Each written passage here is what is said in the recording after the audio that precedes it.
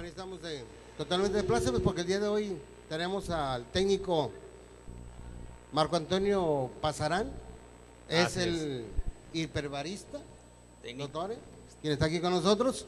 Marco Antonio, bienvenido. Muchas gracias, Pepe. Y el doctor Javier Ortiz, quienes van a llevar esta plática de la cama hiperbárica, para que usted que está en su casa sepa de qué se trata, qué es y cómo se maneja toda esta situación. Como yo soy ignorante en esto, mejor dejo que los que saben pues tomen el tema y lo desarrollen. Adelante. Muchas gracias. ¿Estamos listos? Entonces iniciamos. Sí, vamos a iniciar ahorita. Primero, doctor Antonio, más bien es técnico médico en hiperbarista. Hiperbarista, Técnico médico exactamente. hiperbarista, así es. Así es. Y bueno, a veces de repente no está uno asociado a este tipo de especialidad o de estudios, entonces de repente dices, a ver, ¿de qué se trata, no? Así es. Hemos sabido por literatura sobre los beneficios, pero ¿qué es la medicina hiperbárica? Eso es bien importante saber qué es la medicina hiperbárica. Los que se dedican al buceo, bueno, lo escuchamos por datos de descompensación, que también es otro tema muy importante, pero platícanos qué es la medicina hiperbárica. Sí, cómo no, con mucho gusto. Buenas tardes a todos que nos estén escuchando, muchas gracias. Mira, vamos a definir lo que es medicina hiperbárica y subacuática, que son dos especialidades que van de la mano. Como bien lo dijiste, ¿verdad? Mencionaste algo de buceo. A eso le corresponde la medicina subacuática. Y luego entonces está la medicina hiperbárica, que abarca los dos grupos. Vamos a definir lo que es medicina hiperbárica como tal. La medicina hiperbárica es una subespecialidad de la medicina, en la cual utilizamos gases con fines terapéuticos. En este caso usamos el oxígeno medicinal para tratar diversas enfermedades. Para poder hacer medicina hiperbárica necesitamos oxígeno, entonces, grado medicinal. Necesitamos que las terapias no duren menos de 30 minutos y necesitamos que la presión a la cual vamos a aplicar el tratamiento sea un equivalente a como si estuviéramos buceando en el mar entre profundidades de 4 metros y 18 metros. Esos son los 3 requisitos para poder hablar de medicina hiperbárica neta como tal. Si no se cumplen esos requisitos, estamos hablando de cualquier otra cosa que no es medicina hiperbárica. ¿Vale? Muy bien. ¿Qué te iba a comentar? ¿Y desde cuándo se ha utilizado ya la medicina hiperbárica? Su acuática también terminó. Mira, esta medicina hiperbárica es antigua. Estamos hablando del siglo XVI, que es cuando comienzan a hacerse algunos experimentos con cajas de madera selladas herméticamente para poder trabajar con aire a presión. Y entonces empiezan a hacer algunos experimentos con organismos para ver qué les pasaba a esos organismos cuando se metían a estos compartimentos y se les añadía presión. Entonces comenzó a observar que había pues algunas mejorías en cuanto a la salud de ese organismo. Y de ahí empieza ya a derivarse toda la historia. Pero estamos hablando de los años 1600 cuando empieza este tipo de estudios.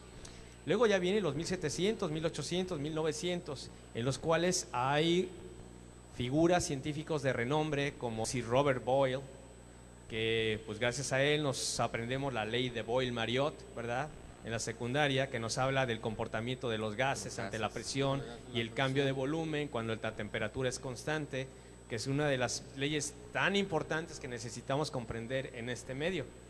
Ya posteriormente, en los años 1900, ya en el siglo XIX, ya vienen médicos, sobre todo uno, el profesor Ite Borema, que es un holandés, es un cirujano cardiotorácico, que junto con su colega, el doctor Brunkelkalp, empiezan a hacer operaciones corazón abierto en compartimentos o en quirófanos hiperbáricos, ¿verdad? Totalmente herméticamente cerrados, bajo presión, en donde la presión del oxígeno aumenta y lo que observa es que el corazón se comporta de una mejor manera, tiene una mejor permanencia de vida, hay una menor hemorragia, hay una mejor cicatrización, hay una mejor perfusión, es decir, se llena de oxígeno el órgano, y los resultados de las operaciones son extraordinarias.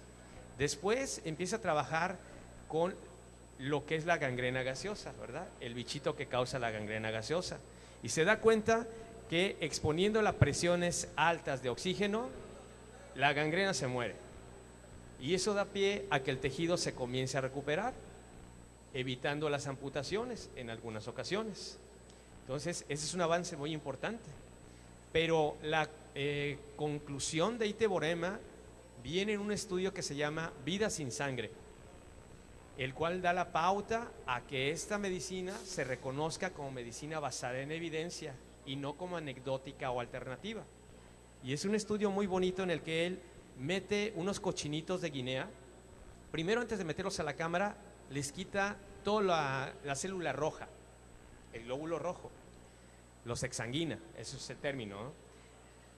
Los puerquitos pues se desmayan, se inyecta solución salina y después se someten a presión en una cámara hiperbárica, 100% oxígeno. Los puerquitos, después de 20 minutos, de 15 minutos que se empiezan a perfundir, comienzan a recobrar otra vez todas sus funciones vitales. Dice, bueno, ¿qué pasó? No hay un transportador que lleve el oxígeno a todas las células.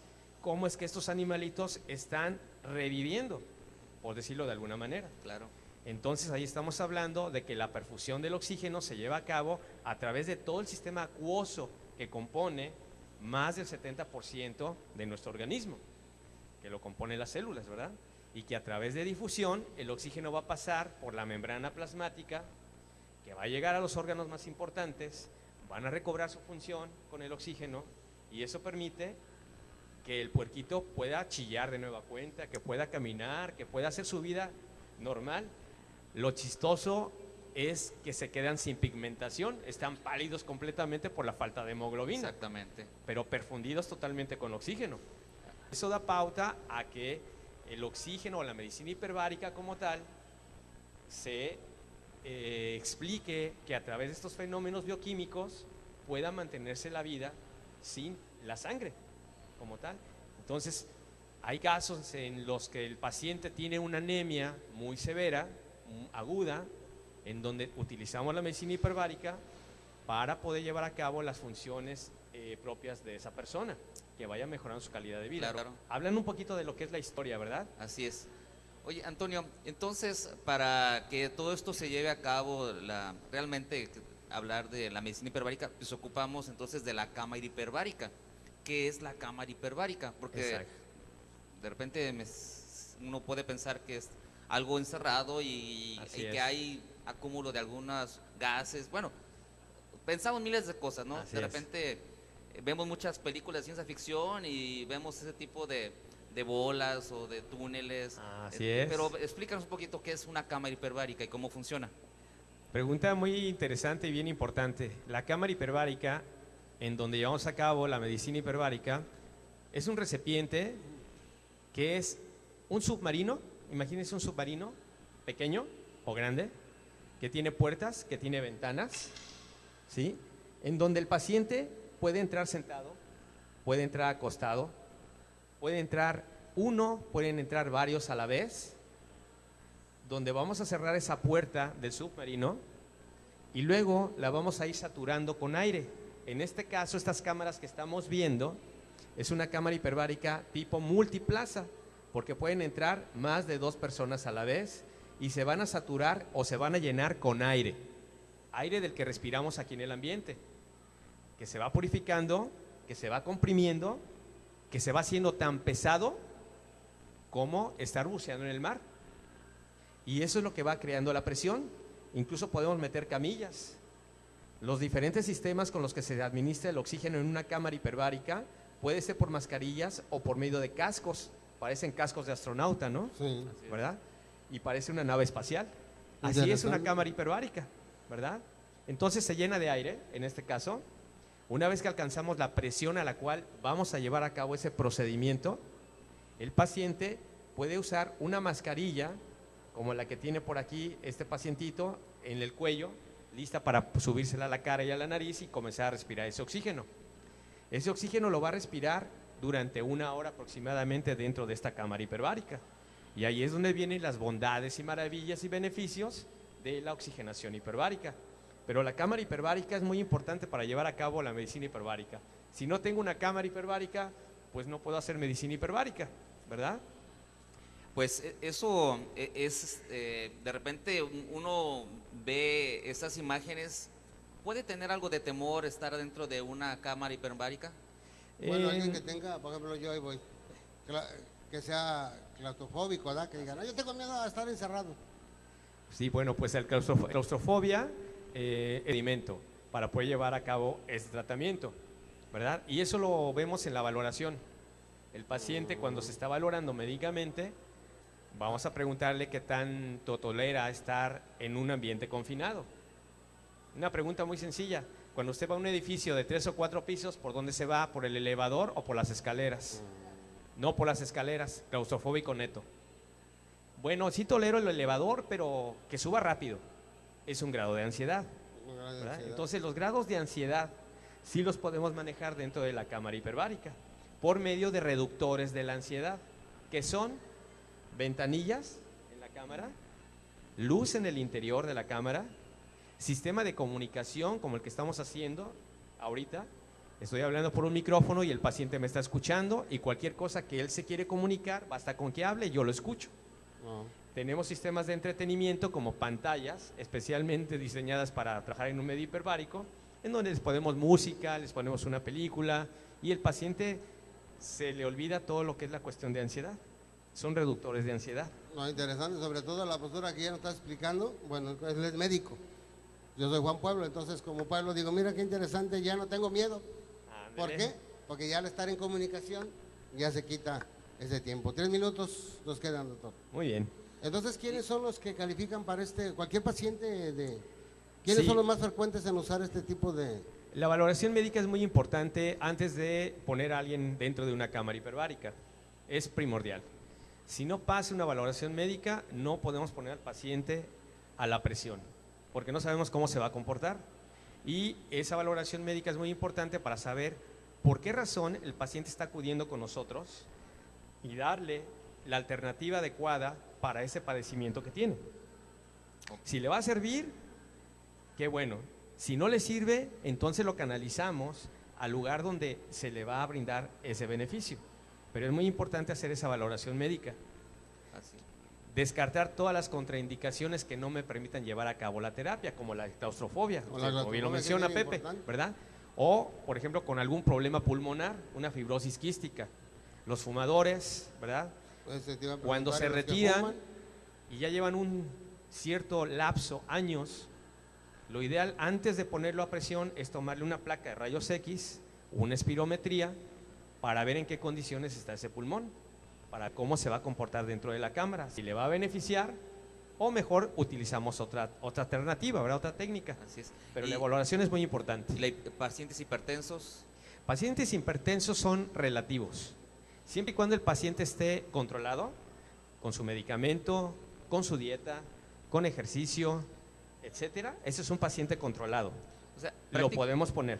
prácticamente, o sea, sí se puede utilizar en algunas personas, o sea, contraindicaciones han de ser muy específicas Así es. y con pacientes con algunas patologías o enfermedades que se puedan controlar, pues sí pueden entrar entonces a la cámara hiperbárica, ¿verdad? Es correcto. Eso es correcto, yo creo que doctor. vamos a platicar de los beneficios en el siguiente espacio. Excelente. Y bueno, ¿quieres hablar de alguien? ¿De tu No, mujer? pues vamos a irnos a decirles, no, fíjate que hay mucha gente que le dicen que es maníaca depresiva, y yo te iba a preguntar de eso. Buena pregunta. Es se acuerda que uno como periodista tiene uno que ir directo, ¿no? Como Así tú eres es. doctor, yo soy periodista, entonces, ¿qué onda con los maníacos depresivos? Mire, el maníaco depresivo hay que valorarlo adecuadamente tanto por la parte psiquiátrica como la parte de medicina hiperbárica. Si es bien cierto que genera sensación de bienestar al final del tratamiento, tiene que estar muy bien medicado ese paciente, muy bien controlado, porque va a estar en un ambiente confinado. Puede estar solo o puede estar acompañado. Si está solo y tiene una crisis, lo sacamos de la cámara, ¿verdad? Pero mientras lo vamos sacando, pues digo, puede tener algún proceso de histeria, no sé. ¿Es algo lo por mismo el que el estilo. bipolar? No. No lo sé. No, es diferente, es diferente. El bipolar es el que cambia de de actitud, o sea, muy alegre o puede Imagínate, ser muy yo enojado. quiero meterme a la cámara, ya que está Más adentro, controlable, ¿no, sácame de doctor? aquí. Sí, es más controlable. Más controlable el sí es bipolar diferente, que el ¿eh? maníaco depresivo. Y Así de hecho, es. a veces sugerimos que el maníaco depresivo se le dé otra alternativa para evitar el confinamiento que puede desarrollar con un cuadro que no queremos ver dentro de la cámara. Así es.